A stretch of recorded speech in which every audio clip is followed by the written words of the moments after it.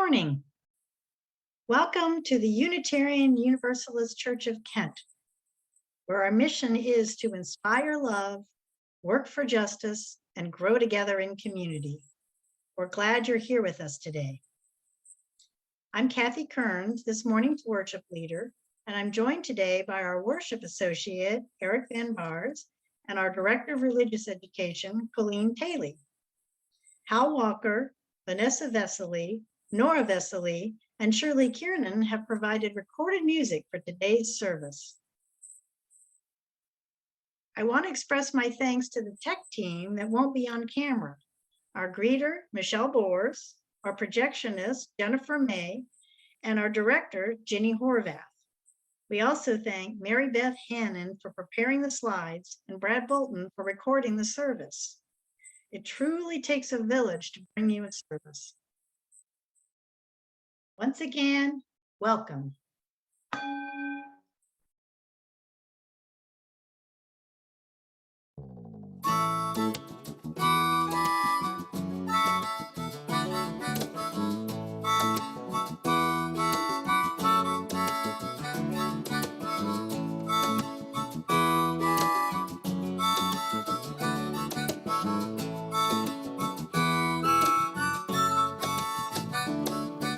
Praise songs singing, raise voices ringing, move forward into that light. We're all equal voices, giving songs for the living. Sing as we soar through the night. We're just people. What if today we walk in the light, knowing we're all equal now? Wouldn't it be something to see? We're all equal, no matter the skin, with money or none. We are all just people. Wow, how does it feel now to be free? We're just people walking forward into the day. We're all equal voices calling. Hope is on the way. We're just people. We are the ones who are walking forward into the light of the day. We're all equal voices. Our praise song is calling for all people to sing on your way. We're just people. Praise singing, raise voices ringing, move forward into that light. We're all equal voices, giving songs for the living. Sing as we soar through the night. We're just people, praise songs, Walking raise voices forward into that day. light. We're all equal voices, voices songs calling. Sing as we Hope is soar on through the the way. night. We're just people Praise songs, walking singing, praise knowing we're all equal now. forward into that light. We're all equal. Voices, voices songs calling. Sing as we soar through the night. We're just people Walking forward into the day. We're all equal voices calling. Hope is on the way. We're just people. Hey, oh, oh, oh.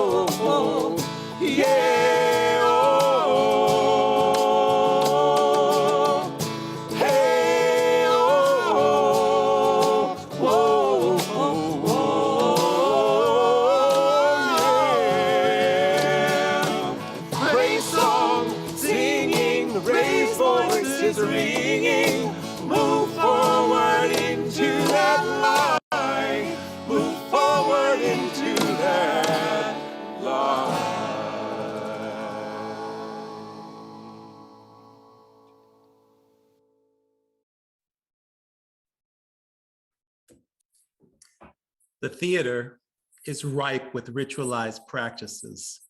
One that is unique to the craft and more of a superstition than a ritual is the habit of saying break a leg to wish encouragement before performance.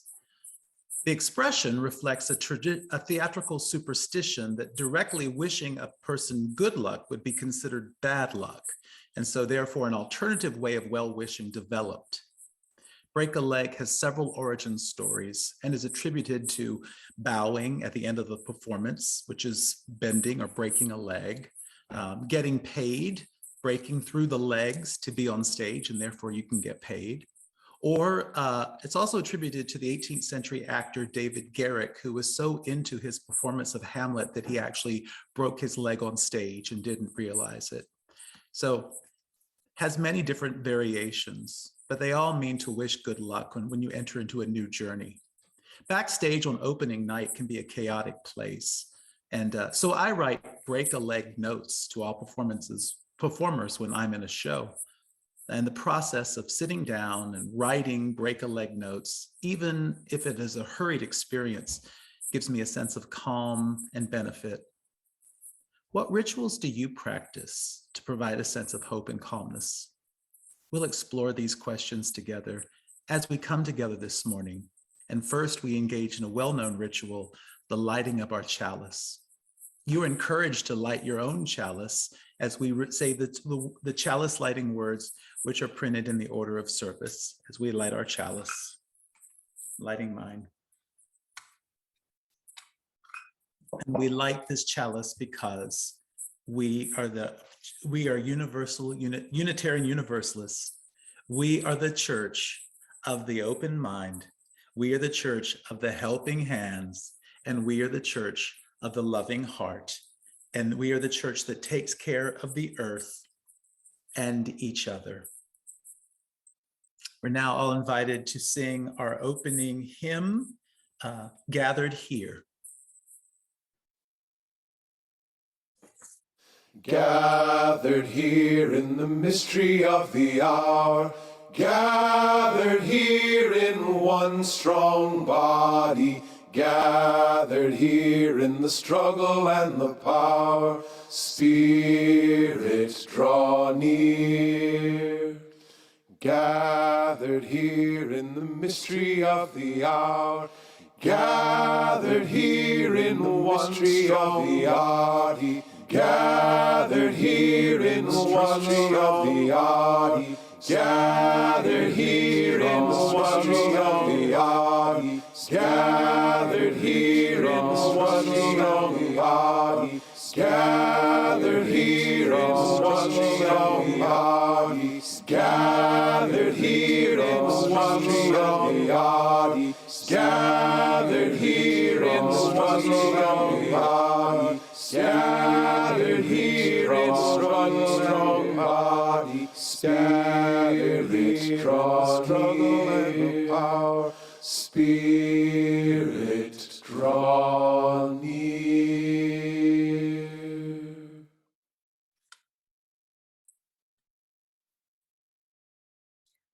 We Unitarian Universalists love our rituals.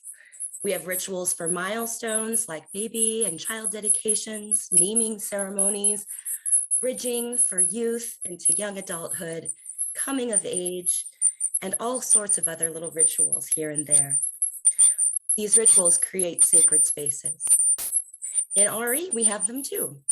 We light our chalice, we meditate, there's a wonder box, we have sharing of our joys and concerns, prayers and blessings.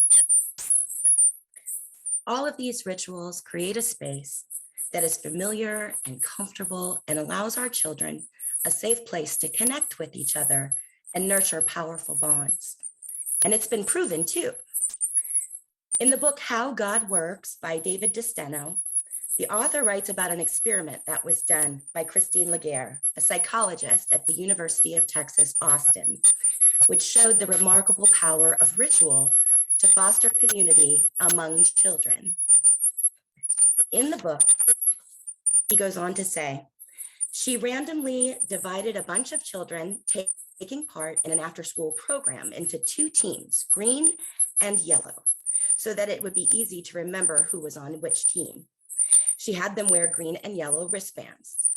Next, she divided each group in half again, so that there were 2 green and 2 yellow groups, all with about the same number of kids in each. Now, for the next 2 weeks, she had one of the green and one of the yellow groups perform a ritual with beads for 10 minutes, while the other groups played with beads however they liked. The point was to see whether taking part in simple rituals would increase the bonds between the kids beyond simply dividing them into teams and letting them interact. During the activities, the kids on the green and yellow teams in the ritual condition were told to string the beads in a very specific way. They first had to touch the star-shaped bead to their forehead and then string the bead. Next, they clapped their hands 3 times before getting a round bead and touching it to their forehead. And then they began the sequence again, and on it went. The kids in the non-ritual condition were just told to string the beads however they liked. After 2 weeks, Laguerre asked the children questions to gauge how much they valued their peers. Given the human mind's tribal nature, all children showed a preference for kids in their own group. But the strength of this preference, the degree to which the kids felt attached to each other wearing the same color, was much greater among those who had performed the ritual together each day. In other words, the children liked their group a lot more than anyone else. So while thinking about this, I remembered a moment years ago when my son was about almost 4 years old. He excitedly grabbed my hand and he led me into the living room. And there he had set out an electric tea light on a bed of one of his toy trucks. He pointed at the light and said, "Chalice." He then proceeded to recite the children's chalice lighting with all the hand motions. You know the one, we just did it. We like this chalice because we are Unitarian, Universalists. And on he finished the chalice lighting. That moment was particularly special for me because until that day, he had only just observed the room of his pre-K RE class. He did not participate actively, but he was watching. He was paying attention. And eventually he felt comfortable to say the words. It may seem like such a little thing, no big deal, but it was actually huge. You see, he didn't talk very much at all, especially in social situations. They were difficult for him, and especially in busy places like church. But after that day, each Sunday, he would participate in class a little bit more, a little bit more, and a little bit more. And he was excited about it. In fact, it was during this time that in times of frustration for him, he would often turn to me and say, "I need to go to church." And my Yu Mama heart would grow in size. This is just one small example of the hundreds of times I have witnessed how rituals of our faith have created bonds between our children and youth. These are the bonds that help keep them connected to each other and to their faith. Pretty powerful stuff. And so I wonder, what UU rituals have special meaning for you?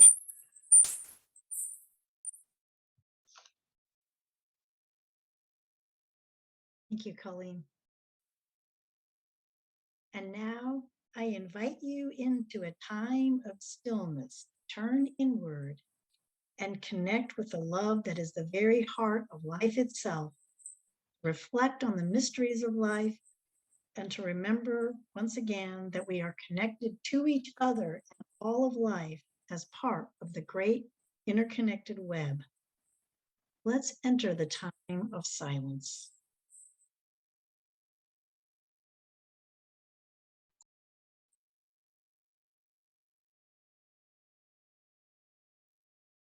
And now, in the spirit of being a community of compassion and care, please use the chat box to share your sorrows and losses, and I will read them aloud. We hold Dave and Diana Watt in our hearts and prayers as they care for Dave's mother, who has dementia and has had some other recent health challenges. Ann Waters was hospitalized while visiting family and will be in rehab. We hold Ann in our hearts and prayers and send our wishes for a quick recovery. If you'd like to send Ann a card or note, please address it to her in care of our church office, and we will forward your message to her. Claudia is wishing a full and quick recovery from COVID for her brother Art. We also send our healing thoughts to him, Claudia. Raven sends the note, prayers for my partner with her housing, that I may find a good job soon. We wish both of those blessings for you to come your way. Kat Holtz says she's concerned about the increased numbers of people with COVID in our county and community. Yeah, we keep everybody in our thoughts and hope that they will do well through this latest wave. We're thinking of everybody who's out there struggling. Ginny offers prayers for her dear uncle who's reached a point that he is not competent to care for himself. We wish him love for this next step in his journey, Ginny. Jen and Lois are concerned about Lois's mom, who is back to isolation following a positive COVID where she's living. She's feeling very lonely since they stopped dining services and activities again. We keep Lois's mom in our hearts and everybody who's suffering from loneliness and disconnection during this difficult time. Kara shares that she's concerned about the health of multiple families who have COVID, especially for her cousin-in-law, who is still recovering himself while mourning the loss of his beloved family. We hold those families in our heart, Kara. Deborah Lynn is asking for prayers for the recovery of Cliff Snyder from a heart attack. He's the husband of Lisa Lunahart, who's taught Hogwarts for years. We send out those prayers and thoughts for the family and wish you strength for the journey.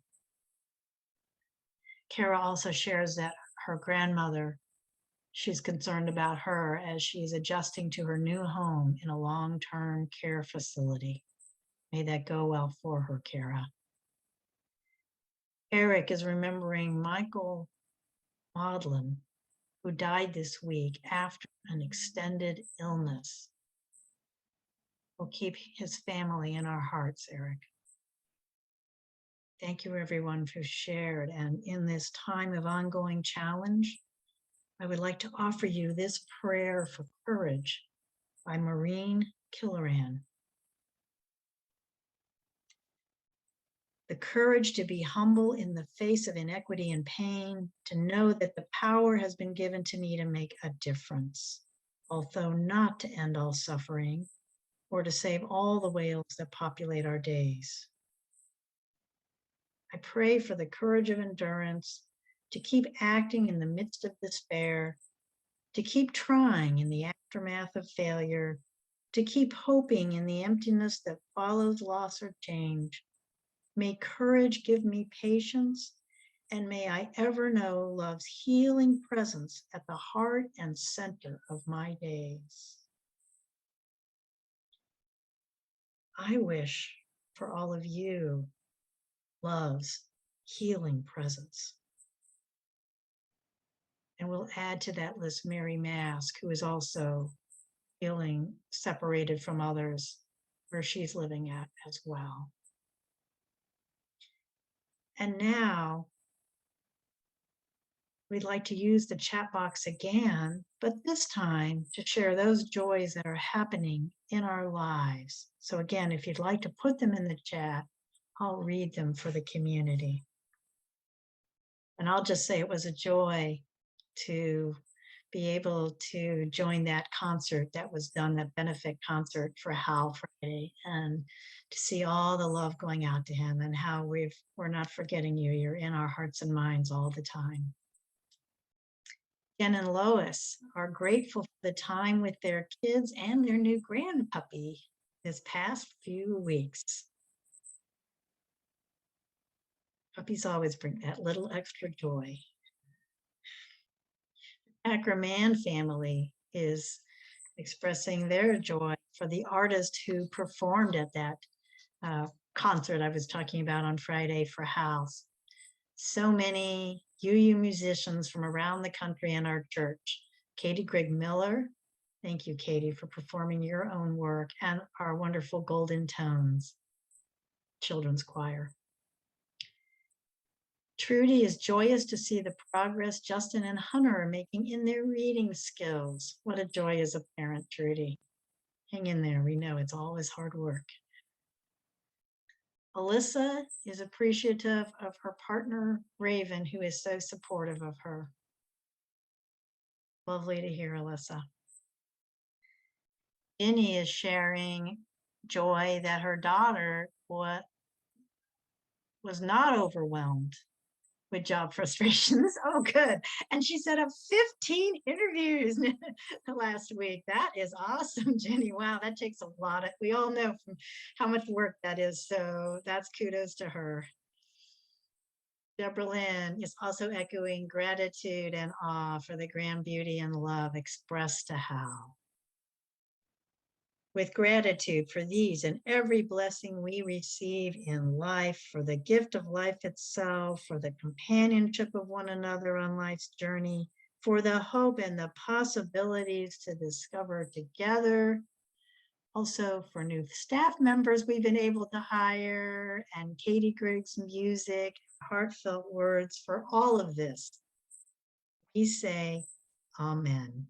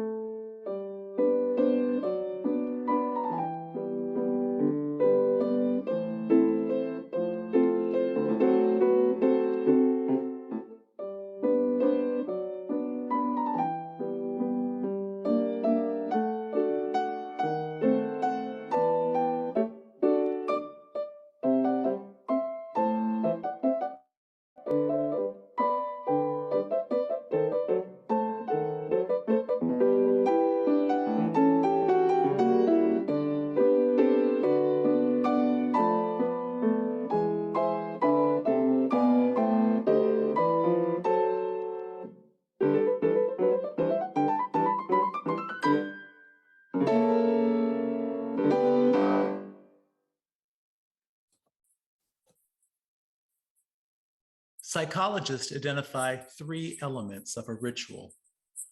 First, it consists of behaviors that occur in fixed succession, one after another, and are typified by formality and repetition. Secondly, the behaviors have symbolic meaning. And lastly, these ritualized behaviors generally have no obvious utilitarian purpose. And while seemingly symbolic, a ritual holds 2 other important qualities. It is meant to be witnessed, even if just by the person doing it, and it is meant to do good, bringing good luck, strength, closure, or respect in the process. Performance rituals, such as saying break a leg, carve meaning by creating embodied truth. We believe in rituals and their powers. Physically, being near embodied truth promotes empathy, a precious resource in this age. But not only do we know embodied truth when we see it, we know it even more when we feel it through ritualized behavior.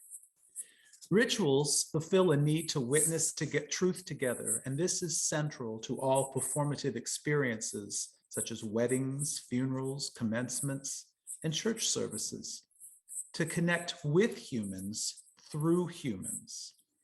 Sitting near the embodied truth of a ritual provides emotional healing.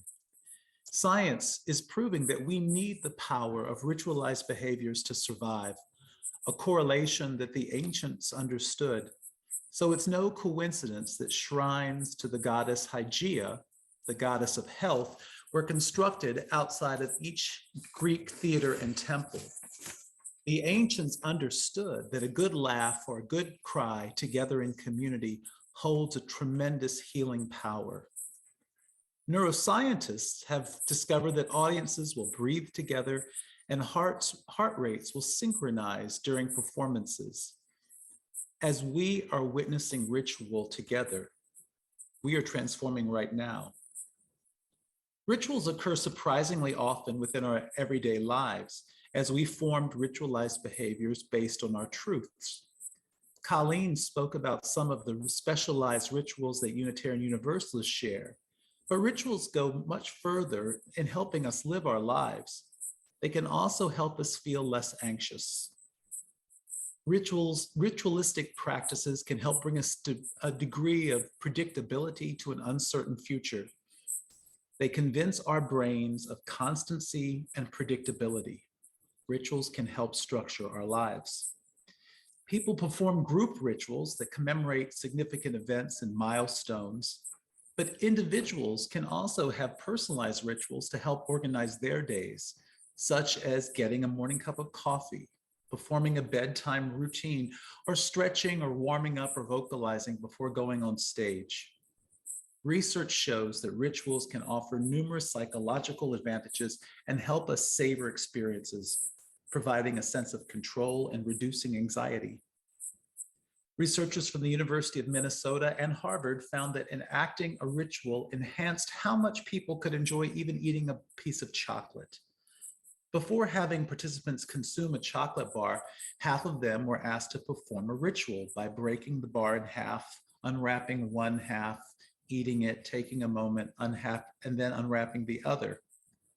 Compared to the group who simply ate the chocolate, those who performed the ritual reported enjoying the chocolate more, they ate it more slowly, and they reported that it was more flavorful. Rituals appear to heighten how involved we are in our experiences. And studies show that the anxiety-reducing effect of ritual can almost apply to any high-pressure endeavor. In one entertaining experiment, participants were asked to perform the anxiety-inducing task of singing "Don't Stop Believing" by Journey in front of strangers. The participants were again separated into two groups, with half of them performing a ritual beforehand that included sprinkling salt on a drawing that they had created, and the other half were just simply told to sing.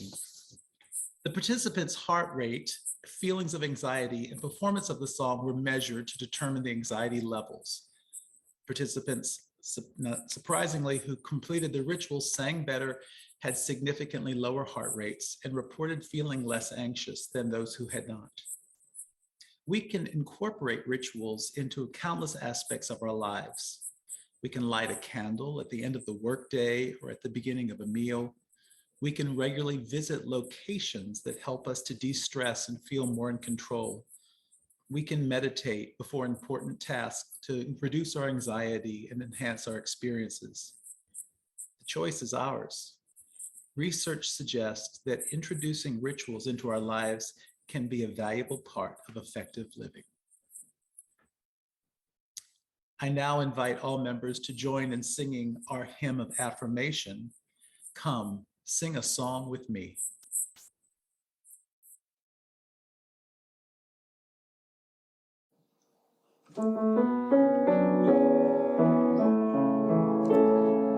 Come sing a song with me. Come sing a song with me.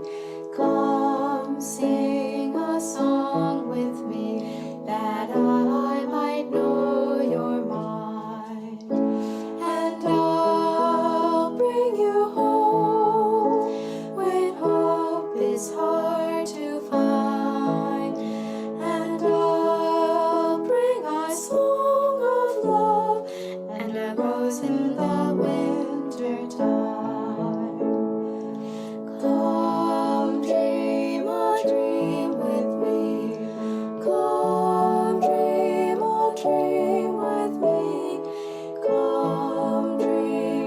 dream with me, that I might know your mind.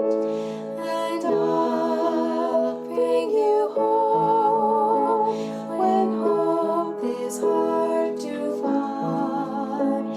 And I'll bring a song of love and a rose in the winter time. Come walk in rain with me. Come walk in rain with me. Come walk in rain with me, that I might know your mind. And I'll bring you home when hope is hard to find. And I'll bring a song of love and a rose in the winter time. Come share a rose with me. Come share a rose with me. Come share a rose with me, that I might know your mind. And I'll bring you home when hope is hard to find. And I'll bring a song of love and a rose in the winter time.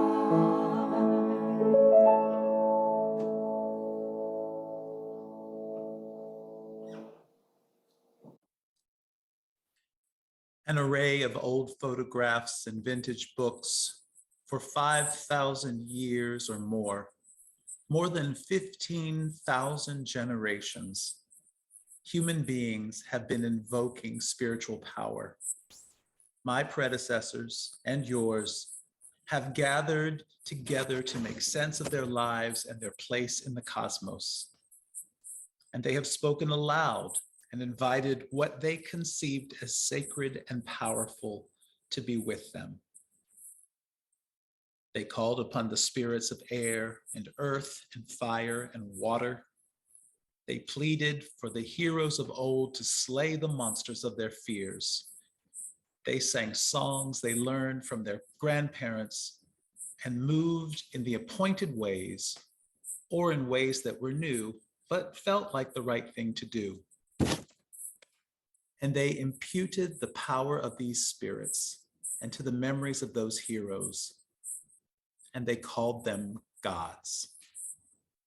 And they were evoked, Vishnu and Kali, Elohim, Odin, and 100 million others. Every group of people everywhere, they gathered to make sense of their lives and to make sense of their place in the cosmos, and they called these spirits to be present to them. And so do we. So do we. We gather this morning to make sense of our lives and this universe in which we live as best as we are able. And we call ourselves to worship together, and we evoke the power and wonder of life itself, that to which all those spirits of animals and memories of heroes pointed the way.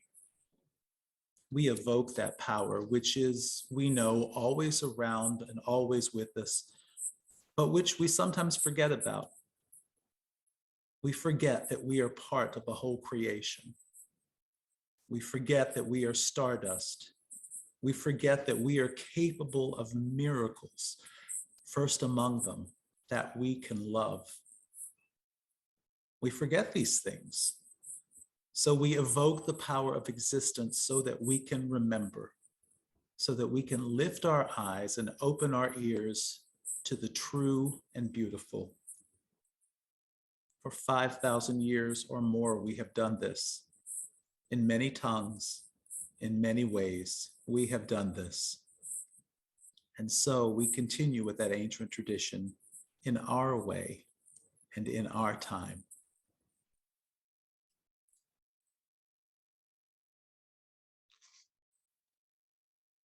So much of our approach to life is to look for how we can make our daily practices better.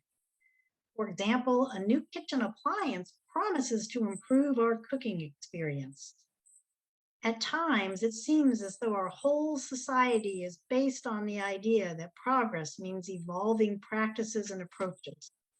Progress involves looking for the new and improved version of any activity. Yet, if we look at religious life, there are many practices that have been sustained virtually untouched for centuries. Jews sit Shiva after a relative dies and they cover the mirrors in their house. Muslims kneel down and pray 5 times a day in the direction of Mecca, and Catholics also kneel for prayer during their church services. Buddhist monks chant together. People of all faiths, including Unitarian Universalists, sing together every service. Quakers routinely have a time of silence. Most religions have particular symbols that represent their faith, such as the chalice that is the symbol of Unitarian Universalism, and these symbols are incorporated into their faith's religious practices. Most religions have naming rituals or child dedication ceremonies that involve the larger church community. Have you ever wondered, why do these activities sustain over time? Might they bring a benefit to our mental, spiritual, and physical health? I've wondered that, so I was intrigued when I heard about a book that addressed that question. In How God Works, the psychologist David Steno sets out to ask if there is scientific evidence for the idea that religious beliefs, rituals, and practices can be beneficial. It turns out that people who regularly engage in religious practices do report greater happiness and life satisfaction and less anxiety and depression. He suggests one reason for better well-being is that religious belief can promote feelings of calm, as it may provide certainty for the believer. We live in a world with so many choices. The cereal aisle of your grocery store is a great example. But it turns out that having too many choices can leave people feeling overwhelmed and more unhappy about their choices. Religious belief can provide a sense of certainty in an unpredictable world. Neuroscientists have found that people are less anxious about their choices if they reflect on their religious faith before they make decisions. Unitarian Universalism is a non-creedal faith, meaning there is no one set of religious beliefs that one has to endorse. While some Unitarian Universalists may hold beliefs about humanity and the world that bring them feelings of certainty and calm, others may be agnostic or atheist and may not have certainty of belief. But that doesn't mean that Unitarian Universalists wouldn't benefit from participating in church life. Engaging in religious practice could be beneficial for many other reasons. Religious rituals are a series of actions designed to be special, to highlight, differentiate, and privilege what is being done. Many religious rituals might be good for you because they capitalize on practices that we have learned are important for people to feel connected to others and their world. That is, these practices could foster feelings of spirituality. What does scientific research have to say about some of the rituals I mentioned earlier? In the Jewish faith, one practice that occurs when a loved one has died is to cover mirrors in the house.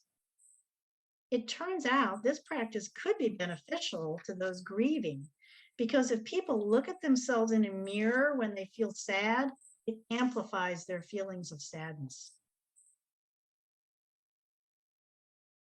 Why is it so common that prayer practices involve kneeling, lowering oneself to the ground?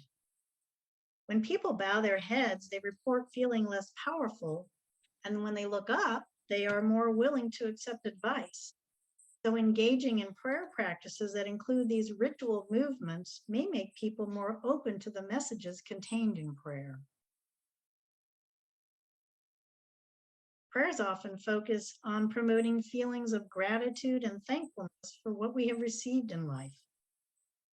It turns out that engaging in gratitude practices makes people feel more generous and more connected to others and enhances feelings of self-control.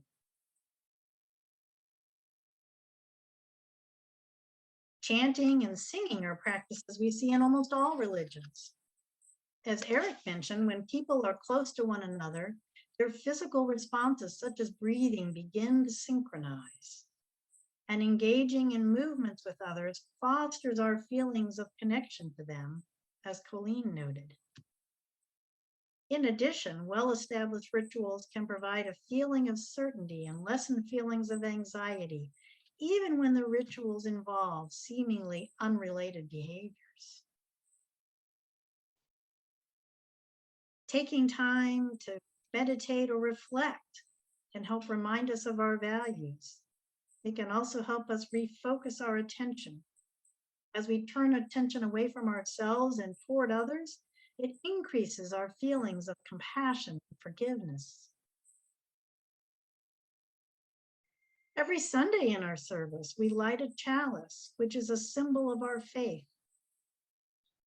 Religious symbols might have a power that we don't even recognize. Muslim shopkeepers are more likely to respond to charitable requests if they're made when the call to prayer is happening, suggesting that symbols can promote virtuous actions. People who are asked to work puzzles are more generous later if the puzzles they worked included religious words. Seeing the chalice every Sunday may remind us of the 7 principles that bind us together as Unitarian Universalists. Rituals can have added power when they take place in community. Many religions, like the Shinto, have naming ceremonies for babies, and Unitarian Universalist churches have child dedications. An important part of this ritual is the larger community committing to invest their time and effort to help the child, which can enhance the child's well-being. All of these examples lead me with a conclusion. There is an ancient wisdom in many religious practices that we don't fully appreciate.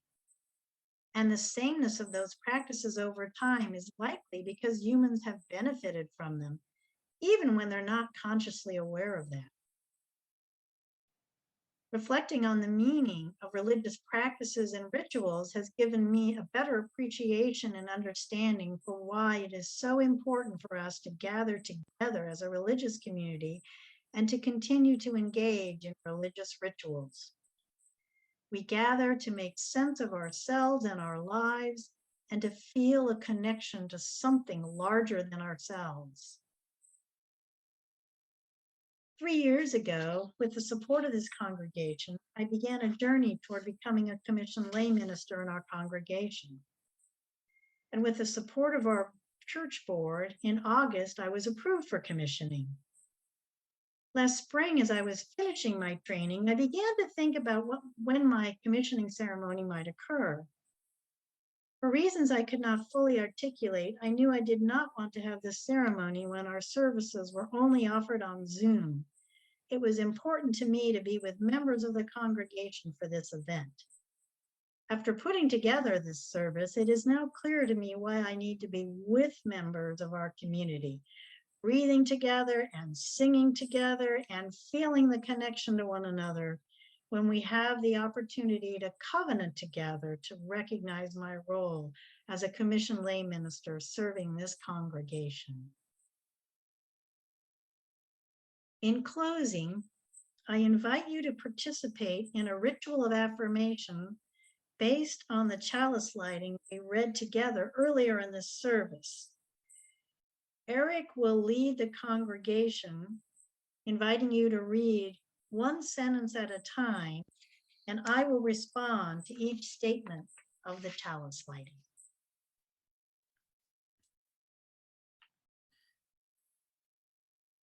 We light this chalice because we are Unitarian Universalists. We are Unitarian Universalists, and we draw on our faith's history as a liberal faith that brings hope and love to the world. This is the Church of the Open Mind. As a church of the open mind, we stand for freedom of belief and encourage the use of reason and dialogue. This is the Church of the Helping Hands. The Church of the Helping Hands. We believe in living our faith and values out in the world. This is the Church of the Loving Hearts. The Church of the Loving Hearts. We dream of love and justice for all as we work to bring these ideals to our broken world. This is the Church that takes care of the earth and of each other. We take care of the earth, working to coexist with and nurture Mother Earth. And we care for others near and far as we view humankind as our family. This church, this community, depends on the generosity and support of giving and loving members. The giving or tithing of financial support is a ritual we practice every week. Your contributions this week will be gratefully received. You can give online, and the information will be in the slide presented.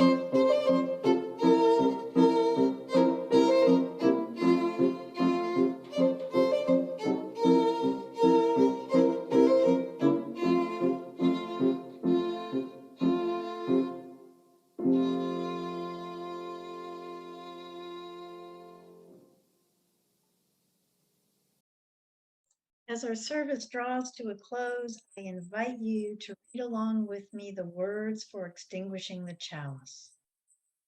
We extinguish this flame, but not the light of truth, the warmth of community, or the fire of commitment.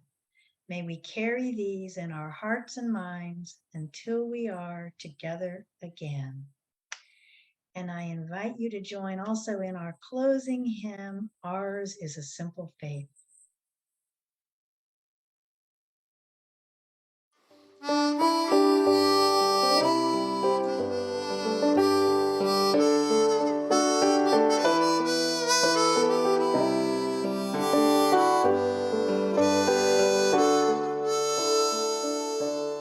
Ours is a simple faith.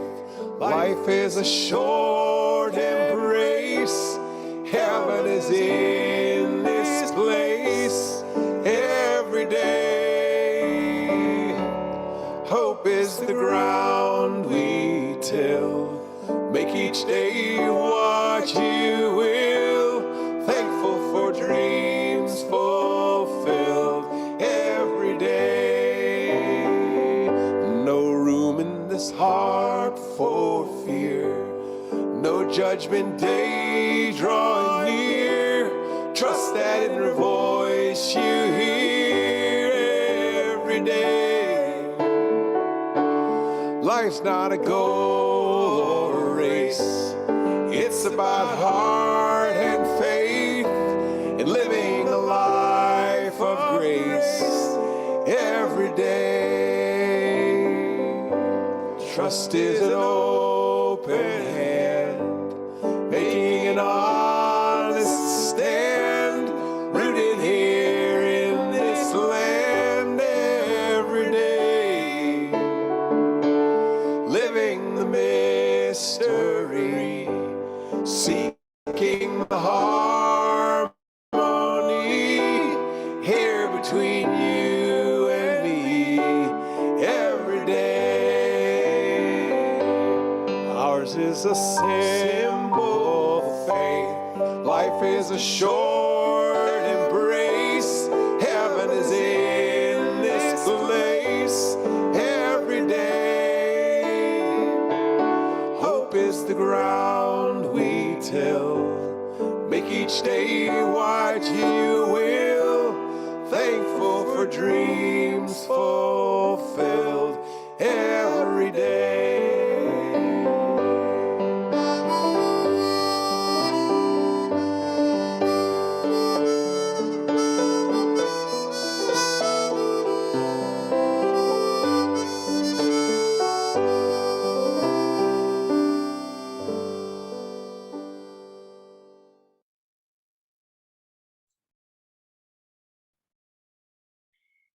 My friends, when you go from here, know that our hearts are always in a holy place, where we are always connected to one another.